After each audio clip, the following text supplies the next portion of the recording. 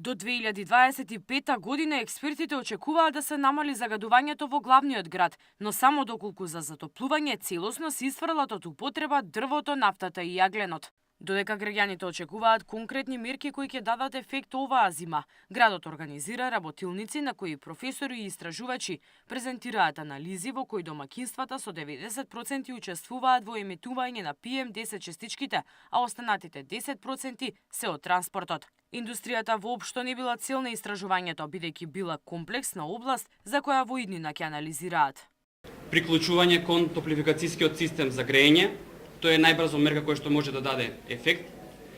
Понатаму субвенции за промена на начинот на грејење, односно замена на биомасата со огревното дрво, замена со печки на пелети, исто така замена на огревното дрво со топлотни пумпи или така познати инвертори. Професорот предлага и промена на начинот на оданочување на возилата при увоз, кое би се направило скалесто врз основа на тоа колку штетни гасови емитува. Дединец смета дека треба да има субвенции за таксистите да купуваат електрични возила.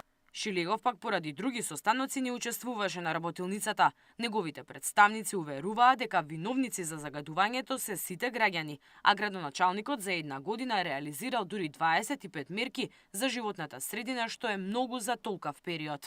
Секторот за животна средина во градот Скопје несомнено е еден од најважните сектори за оваа администрација.